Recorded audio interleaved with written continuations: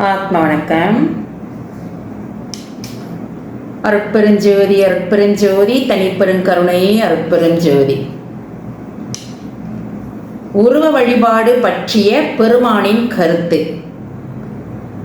பிரம்ம சமாஜம் சப்பேடு ஸ்ரீதர சுவாமி நாயக்கருக்கும் பெருமானுக்கும் நடந்த உரையாடல். அதாவது, மக்கள் என்ன கேட்டுக்கொண்டார்கள் என்றால், பிரம்மத்தை நினைப்பது தகுதி என்றும் விக்கிரக ஆராதனை செய்வது தகுதி அல்ல என்றும் இங்கே வந்திருக்கின்ற ஸ்ரீதர சுவாமி நாயக்கர் பல முறை பிரசங்கித்தார். அதனால் எங்களுக்கு சந்தேகம் உண்டாகி இருக்கின்றது. அந்த சந்தேகத்தை நிவர்த்தி செய்விக்க வேண்டும் என்று கேட்டுக்கொண்டார்கள். அப்பொழுது பெருமான், பிரம்மத்தை அறிய தொடங்கினோர் அறிதல் வேண்டும், விக்கிரக ஆராதனை செய்ய தொடங்கினோர் செய்தல் வேண்டும். இந்த இரண்டு வகையும் அது அதற்குரிய பக்குபவர்களுக்கு அடுத்த வகைகள் என்று அறிய வேண்டும் என்று கூறினார். நாயக்கருடைய கருத்து நித்திய, நிரஞ்சன், நிர்மல, நிராலம்ப சொரூபமும் அவாங்க மனோகோஷரமுமான பிரம்மத்தை நினைப்பது தக்கது என்பதும், விக்கிரக ஆராதனை செய்வது தகாது என்பதும் எங்கள் பிரம்ம சமாஜ வேத சமாஜ கோட்பாடு என்று கூறினார். அவாங்க மனோகோசரமான பிரம்மத்தை மனதினால் எப்படி நினைக்கப்படும்? ஆகாயம் அடியாலும் படியாலும் அளக்கப்படும், காற்று கையால் பிடிக்கப்படும் என்பவை போல் வார்த்தை மாத்திரத்தால் அன்றி அர்த்த லட்சிய அனுபவங்களுக்கு இடம்பெறவில்லையே என்று பெருமான் கூறினார். அவருடைய அந்த வரிகளின் விளக்கம், பிரம்மம் என்பது பூரணம், அதாவது இறைநிலை, அது உண்மை என்பது. அவாங்க மனோகோசரமானது, அதாவது வாக்கிற்கும், அப்படி என்றால் சொல்லுக்கும் மனதிற்கும் எட்டாதது. அப்படி இருக்க ஒருவன் அதை எப்படி தன் மனதினால் நினைக்கவோ அல்லது தியானிக்கவோ முடியும் என்ற கேள்வி எழும். அவர் கொடுக்கின்ற அந்த உதாரணத்தை பாருங்க. அதாவது, வானத்தை ஒரு அடி அளவுகோல் கொண்டோ அல்லது ஒரு படியை கொண்டோ அளக்க முடியும் என்று சொல்வது போன்றதே. அடுத்த வரி, கையால் பிடிக்கப்படும், அதாவது வீசும் காற்றை கையால் பிடித்து அடக்கிவிடலாம் என்று சொல்வது போன்றது. இவை இரண்டும் சொல்வதற்கு எளிதான வார்த்தை மாத்திரங்கள். ஆனால் நடைமுறையில் இவை சாத்தியமில்லையோ அதே போல மனதை கொண்டு பிரம்மத்தை அறிவதும் அர்த்த லட்சிய அனுபவங்களுக்கு, அதாவது உண்மையான அனுபவ அறிவிற்கு அப்பாற்பட்டது. மனம் என்பது எல்லைக்குட்பட்டது, பிரம்மம் என்பது எல்லையற்றது. ஒரு சிறிய குவளைக்குள் கடலை அடைக்க முடியாது என்பது போல எல்லைக்குட்பட்ட மனதை கொண்டு எல்லை அற்றதை முழுமையாக அறிய முடியாது. அனுபவத்தால் மட்டுமே அதை உணர முடியும், வெறும் சொல்லால் விளக்க முடியாது.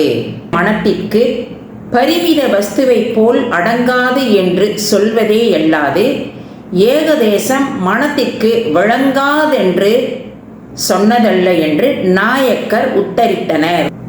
அதற்கு பெருமானுடைய பதிலை முதலில் கூறிவிடுகிறேன், பிறகு அந்த கருத்தை இலகுவாக விளக்கி சொல்கிறேன்.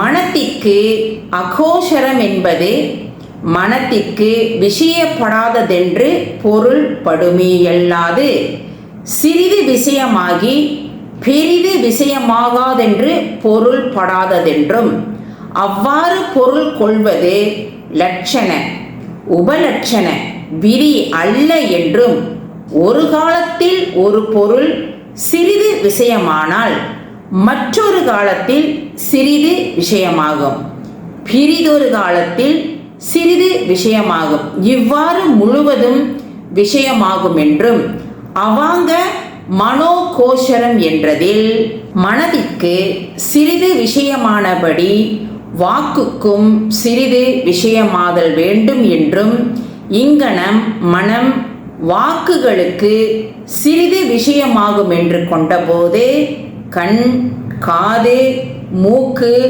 மெய், வாய், கை முதலிய மற்ற இந்திரியங்களுக்கும் விஷயமாகும் என்பது தானே விளங்குதலால் பிரம்ம விரோதப்படும் என்றும், மனம், சித்தம், புத்தி, அகங்காரம் எனும் அந்த கரணங்களுக்கும் செவி, மூக்கு, வாய், கண், மெய் முதலான இந்திரியங்களுக்கும் நாம ரூப கிரியைகள் விஷயமாகுமல்லாது தத்துவாதீதமாகிய பிரம்மம் விஷயமாகும் என்பது விபரீத உணர்ச்சி என்றும், மனோலயம் கிடைத்த பின்னர் பிரம்மம் அனுபவம் கிடைக்கும் என்றும், மனம் சிறிது தோன்றினாலும் ஆத்ம ஞானம் விளங்காது என்றும், மனம் அசத்து, சடம், அனித்தியம், துக்கம், அசுத்தம் உடையது.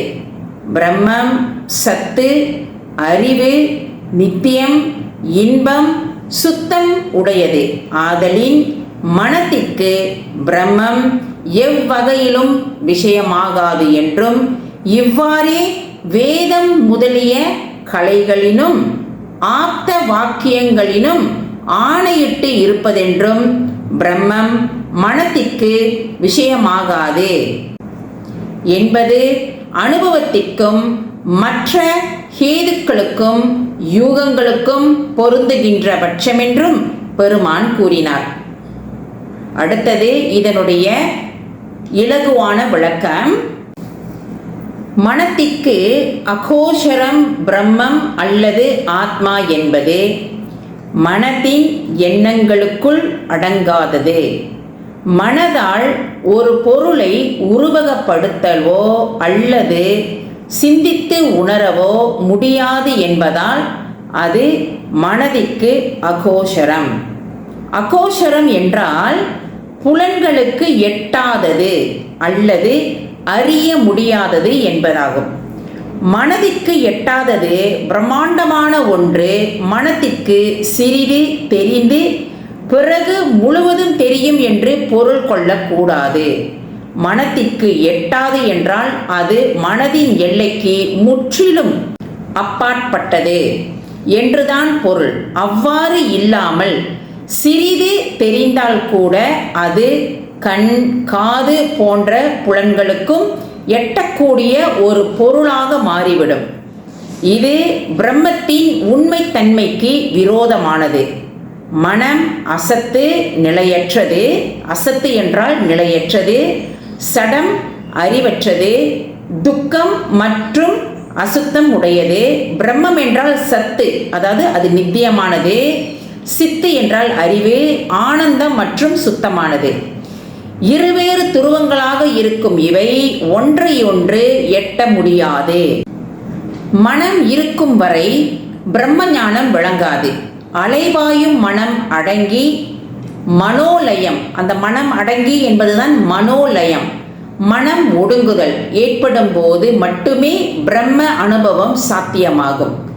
இருள் விலகினால் மட்டுமே ஒளி தெரிவது போல மனதின் அசைவு நின்றால் மட்டுமே ஆத்ம தரிசனம் கிட்டும்.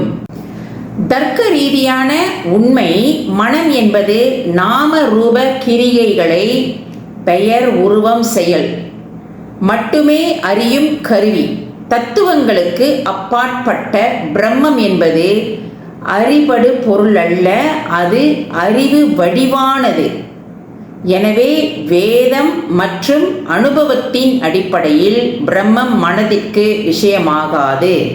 அனுபவத்தின் அடிப்படையில் பிரம்மம் மனதிற்கு விஷயமாகாது என்பது உறுதியாகிறது.